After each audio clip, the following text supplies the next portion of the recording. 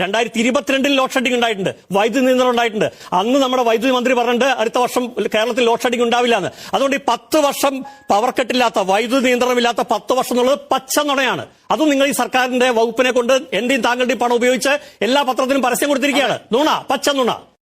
ഉദ്ഘാടനം ഉറപ്പായ പദ്ധതികൾ വന്ന് ഫോട്ടോ പോസ്റ്റ് ചെയ്ത് പോകുന്നുമുണ്ട്. കൊല്ലം അയത്തിലിൽ നിർമ്മാണത്തിലിരുന്ന പാലം തകർന്നു വീണു. കോഴിക്കോട് മലപ്പുറം ജില്ലകളെ ബന്ധിപ്പിക്കുന്ന മുക്കം കൂളിമാട് പാലത്തിന്റെ ബീമുകൾ നിർമ്മാണത്തിലിരിക്കെ തകർന്നു. കോഴിക്കോട് കൊയിലാണ്ടിയിലെ തോരായിക്കടവ് പാലം നിർമ്മാണത്തിനിടെ തകർന്നു വീണു. ഒട്ടനവധി വാഹനങ്ങൾ യാത്ര ചെയ്യുന്നതാണ് ഫറോക്ക് പാലത്തിന്റെ.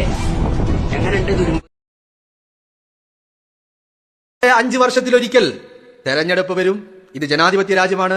തെരഞ്ഞെടുക്കപ്പെട്ടാൽ പിന്നീട് അങ്ങോട്ട് നികുതിപ്പണം നക്കിയിട്ടാണ് ഇരിക്കുന്നത് എന്നുള്ള ബോധ്യം പോലുമില്ലാത്ത സാധാരണക്കാരന്റെ നെഞ്ചത്ത് കയറാനും മെക്കെട്ട് കയറാനും അഹങ്കാരവും ധാർഷ്ട്യവും അവന്റെ മുമ്പിൽ ഒരു ആഭരണം എന്നുള്ള രീതിയിൽ കൊണ്ടു നടക്കുന്ന വിജയനെ പോലെയുള്ള ആളുകൾ തിരിച്ചറിവിന്റെ ദിവസങ്ങൾ ആണ് ഇനി വരാൻ പോകുന്നത് എന്നുള്ളതാ.